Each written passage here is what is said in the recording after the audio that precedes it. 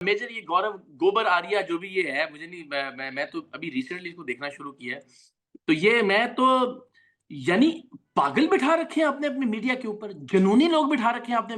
خدا کی قسم ان ساروں کے ٹیسٹ کروائیں، آپ کو اندازہ ہوگا کہ پرلے درجے کے پاگل ہیں، ان کو تو مینٹل ہاسپٹل میں ہونا چاہیے جن کو آپ نے سکرینز دی ہوئی ہیں. بھائی آپ اپنے دونوں ممالک کے مستقبل کو یعنی کیسے داؤ پر لگا سکتے ہیں؟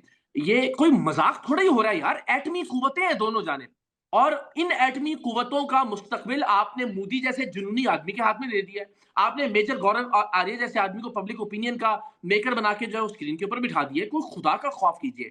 میں یہ سمجھتا ہوں ایسا نہیں ہے. عوام میں بہت باشعور لوگ ہوتے ہیں، سارے بھارتی جنگی جنونی نہیں ہے، سارے بھارتی منفی اور نیگیٹو نہیں ہے.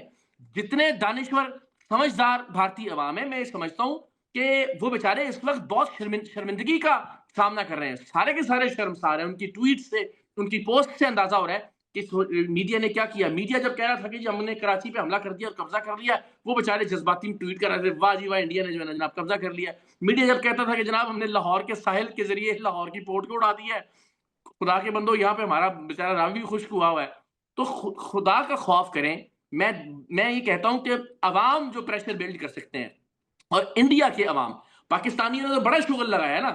مطلب بیچ میں پھر تھوڑا سا ذرا دیکھیں نا، جب پہلے دن یہ ہوا ہے نا، جب ہم نے رافیل گرائے تو پوری قوم ایک پیج پہ تھی. پھر ظاہر ہے بیچ میں بہت ساری چیزیں ایسی ہوتی ہیں کہ تھوڑا سا ہمیں لگا کہ پھر کچھ اختلافی معاملات سیاسی طور پر آ رہے ہیں. اللہ بھلا کرے ان کے میڈیا کا. کل رات سے اب تک اس پورے میڈیا نے ہمیں متحد کر دیا ہے. ہم نے جو میمز بنائی ہیں متحد ہو کر، ہم نے جو مذاق اڑایا متحد ہو کر، ہم جس طرح سے ہنسے ہیں متحد ہو کر. تو میں تو شکریہ ادا کرتا ہوں بھارتی میڈیا کا کہ کل رات سے اب تک جو ہمارا تھوڑا سا اتحاد ہلکا سا شیٹر ہو رہا تھا، اس کو انہوں نے واپس الحمدللہ اکٹھا کر دیا ہے. تو بین الاترا ساغی شاہ جی. اچھا سر، جو ہے نا ایک گزارش یہ بھی آپ سے کرنی تھی کہ یہ جو بھارتی رافیل گرنے کے بعد جو ہے وہ اچانک انہوں نے مشینیں بھیجنی شروع کر دی ہیں، تو یہ ان کی فضائیہ میں سارے ہی ابھی نندن نہیں نکلا ہے سارے، یعنی کہ ان کے پاس کوئی ہمت والا پائلٹ نہیں بچا.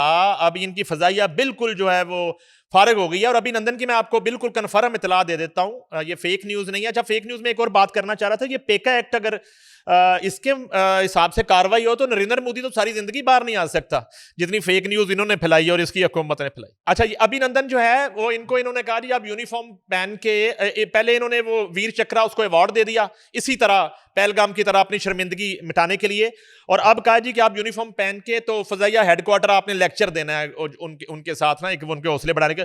وہ ملک چھوڑ کے کینیڈا جا چکا ہے. پورا امبانی خاندان اس وقت پرائیویٹ جیٹ میں لنڈن پہنچ چکا ہے. وہاں کا جو بڑا بزنس مین ہے وہ انڈیا چھوڑ کے جا رہا ہے. کل جو دھرم شالہ اسٹیڈیم کے اندر جو مناظر تھے اور جس طرح سے وہاں سے ٹیمیں بھاگی ہیں، جو فورن پلیئر تھے بیچارے، ان کا تو کوئی قصور نہیں ہے، ان کی جو حالت تھی. اور یہ ہمارا جو فضائی حدود ہے یہ بند کرنے سے وہ فلائٹس وہاں پہ نہیں ہیں اور 27 ایئرپورٹ ان کے بند ہیں. یہ سر پاکستان سے لڑیں گے؟ نہیں اللہ بڑا مہربان ہے. دیکھیں ظاہر ہے وہی بات کہ ہماری، میں نہیں سمجھتا، یہ اللہ کی بڑی خاص مدد ہمیشہ شامل حال رہتی ہے. یہ آپ ان کی نفسیاتی حالت کا نہیں بھائی اندازہ لگائے نا یار. ابھی نندن نے سے کیا انہوں نے لیکچر دلوایا ہوگا کہ گرفتار کیسے ہوتے ہیں، یعنی بےزتی کیسے کروانا، کیا تیارہ کیسے کروانا ہے، یعنی کیا لیکچر دیا ہوگا اس آدمی نے.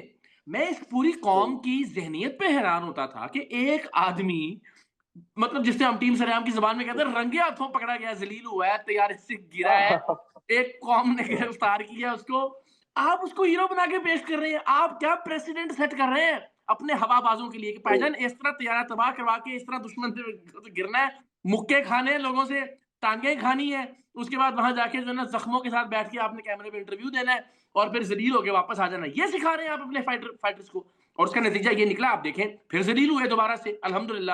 یعنی 80 سے زائد جہاز آپ فضا میں لے کے آئے، آپ لے کے آئے، آپ کا ٹائم تھا، آپ کی جگہ تھی، آپ کا پلان تھا، آپ نے انیشیٹ کیا، آپ نے شروع کیا، آپ کو ایڈوانٹیج ہونا چاہیے تھا. پھر تو یار مروا کے آپ واپس چلے گئے ہیں. اور یار بس کر دیں بس، میرا خیال ہے اس کے بعد اس سے زیادہ ذلالت اور بےعزتی کسی قوم کی، کسی فوج کی، کسی ایئر فورس کی نہیں ہو سکتی جتنی انڈیا کی الحمدللہ ہو گئی ہے. میں پھر کہوں گا ہمارے دل مغموم ہے. ہماری جو شہادتیں ہوئی ہیں ان کا بدلہ بڑی آسانی سے لیا جا سکتا تھا اگر ہم ان کے شہری علاقوں کو ٹارگٹ کرتے یا اندھے بم گرانا شروع کرتے یا وہاں پہ میزائل پھینکتے. میں یہ سمجھتا ہوں کہ یہ بھی ہماری جیت ہے کہ ہم نے اپنے حواس، اپنے ہوش کھوئے نہیں. ہم نے کسی معصوم کو ٹارگٹ نہیں کیا, ہم نے کسی بچے کو ٹارگٹ نہیں کیا, ہم نے کسی عبادت گاہ کو ٹارگٹ نہیں کیا. ہم نے وہاں تکلیف پہنچائی ہے کہ رہتی نسلیں انشاءاللہ انڈیا کی اور انڈیا کی فضائیہ کی اور فوج کی یاد رکھیں گی کہ کس دشمن سے پالا پڑا تھا انشاءاللہ. 2 فلمیں بن رہی ہیں موجودہ صورتحال پہ, میں آپ کو انفارم کر دیں تو اس پہ پھر آپ آخر میں کمنٹ کر دیں. ایک فلم جو ہے پاکستان بنا رہا ہے, خلیل الرحمان قمر لکھ رہے ہیں, سندور سے ودوا تک, اور دوسری فلم جو ہے انڈیا نے بنانے کا فیصلہ کیا ہے, جاوید اختر چاچا لکھ رہا ہے, ہمارا چاچا ہے وہ, آتا رہتا ہے لیکن آج کل تھوڑا سا چاچا بھی سستی پی رہا ہے, بکواس کرنا شروع ہو گیا ہے. چاچا لکھ رہا ہے انڈیا کے لیے تیارے زمین پر. تو سر دونوں فلموں پہ ذرا کمنٹ کر دیں. پیارے زمین پر اچھی ہو گئی بھائی, واہ واہ واہ واہ واہ. اور یہ سندور سے ودوا تک تو کیا بات ہے, کیا کہنے. یہ جاوید صاحب کا بھی دیکھیں, یہ ایک الگ پہلو ہے انڈیا کا. جاوید اختر صاحب جیسے, وہ اسد الدین اویسی صاحب جیسے بیچارے جو مسلمان ہیں, کیا زندگی جی رہے ہیں وہاں پہ. مجھے تو ہمدردی ہے, مجھے قسم سے غصہ نہیں آتا ان لوگوں کے اوپر. بیچاروں نے وہاں جینا ہے, سانس لینی ہے. انہی کی جاوید اختر کی اہلیہ ہی تھی نا شبانہ اعظمی, جنہوں نے کہا تھا کہ ممبئی میں ہمیں مسلمان ہونے کی وجہ سے کوئی کرائے پہ گھر نہیں دیتا, کوئی اپارٹمنٹ نہیں ملتا. ریکارڈ پہ ہے نا بھائی. تو وہ بیچارے تو اپنی زندگی کے سانس پورے کر رہے ہیں صرف اس لیے کہ ان کے نام کے ساتھ مسلمان لگا ہوا ہے. جاوید صاحب تو ویسے ہی اب ایتھیسٹ ہیں, لیکن وہی بات کہ چونکہ ان کی آئیڈینٹی بطور مسلمان ہے, تو ان بیچاروں کو اپنے دل کے برخلاف یہ باتیں کرنی پڑتی ہیں. تو ہم شکر گزار ہیں قائد اعظم علیہ الرحمہ کے الحمدللہ کہ ان کی وجہ سے پروردگار دو عالم نے یہ سرزمین, یہ وطن ہمیں عطا کیا. آج ہم جنگ کی جب کیفیت میں بالکل ہذیانی کیفیت اس وقت طاری ہے بھارت کے اوپر, جو اس وقت جھوٹ بول رہے ہیں, جو اس وقت گھبرا رہے ہیں, لائٹیں بند کر رہے ہیں, موک ایکسرسائزز ہو رہی ہیں, سائرن بج رہے ہیں, اسٹیڈیم خالی کروا رہے ہیں, آئی پی ایل کینسل کر دیا, آپ کے بزنس مین یہاں سے بھاگ رہے ہیں, ساری چیزیں ہو رہی ہیں. اور ہم الحمدللہ ایک ایک شہری یہاں مسکرا رہا ہے, مطمئن ہے, اپنے معمولات زندگی کو جاری رکھے ہوئے ہے. تو قائد اعظم کا میں سمجھتا ہوں کہ آج, اور ڈاکٹر عبد القدیر خان کا, ہم پوری قوم اگر شکریہ ادا کریں کہ وہ کانفیڈنس جو کہ ظاہر ہے ایک ایٹمی ملک ہونے کی وجہ سے ہے, ہمارے لیے یعنی اس شرارت کے بعد کتنا آسان تھا کہ ہم ایک انتہا پر کھڑے ہو جاتے. لیکن یہ بھی ہماری سفارتی کامیابی ہے, ہماری عسکری کامیابی ہے کہ ہم نے کوئی ایسا قدم غصے میں یا جذبات میں نہیں اٹھایا کہ جس سے کسی عام شہری کو نقصان پہنچتا ہو. تو میں شکر گزار ہوں بیچارے, اور وہاں کے جو مسلمان ہیں ان سے مجھے ہمدردی بھی ہے.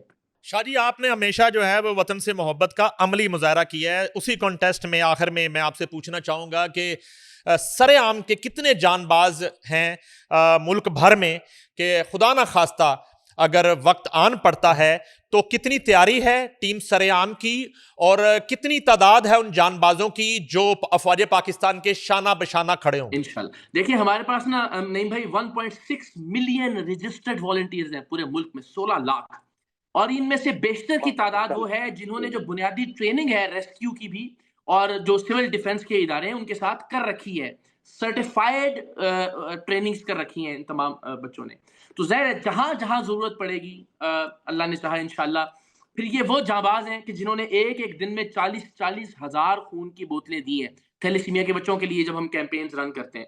تو انشاءاللہ ہمارے خون کی ضرورت پڑے, ہماری ایفرٹس کی ضرورت پڑے, ہماری جان کی ضرورت پڑے, پروردگار دو عالم کی قسم, نہ ہمیں اپنا مال, نہ ہمیں اپنی اولاد, نہ ہمیں اپنی جان, پاکستان سے عزیز کچھ نہیں ہے. اور جب ضرورت پڑے گی انشاءاللہ نہ صرف یہ جانباز, ایک ایک پاکستانی انشاءاللہ اپنی جان ہتھیلی پر لے کر پاکستان کے دفاع کے لیے کھڑا ہوگا. یہ ہم نے اب بھی دکھایا کہ ہمیں کسی صورتحال میں کوئی گھبراہٹ نہیں ہے, پروردگار کا لاکھ لاکھ شکر ہے. اور الحمدللہ افواج پاکستان کے ساتھ ایک ایک بچہ اس ملک کا کھڑا ہوگا, ہم نے عملی طور پر دیکھا. آج تک ہم کتابوں میں پڑھتے تھے, آج تک ہم مختلف ویڈیوز میں دیکھتے تھے, اس بار اللہ نے ہمیں وٹنس کروا دیا کہ واقعی پاکستان کا بوڑھا اور ہر بچہ کھڑا ہے پاکستان کے دفاع کے لیے. اچھا سر, یہ بتا دیجئے کہ یہ جو 1.6 ملین سر عام کے جانباز ہیں, یہ ملک کے کس کس حصے میں ہیں؟ چاروں صوبوں میں موجود ہیں؟ ان کی زیادہ تعداد کہاں پہ ہے؟ تھوڑا سا یہ بھی ہمیں بتائیے. ایوری ویئر 713 شہر ہیں جہاں ان کی ایگزیکٹو باڈیز ہیں, جہاں ہمارے پریزیڈنٹس ہیں, جہاں ویمن ونگ ہیں, جہاں ہمارے ایڈوائزری بورڈ ہیں. تو 713 شہر ہیں, ان میں آزاد کشمیر ہے, ان میں گلگت بلتستان ہے, اس میں KPK ہے, اس میں بلوچستان ہے. الحمدللہ کوئٹہ میں شدید فعال ترین ٹیم سر عام کے جانباز ہیں. پھر پنجاب ہے, سندھ ہے. تو الحمدللہ پروردگار نے چاہا, اور اگر کبھی ضرورت پڑی تو ہماری جانیں, ہمارا خون, ہماری عزتیں سب قربان پاکستان پر.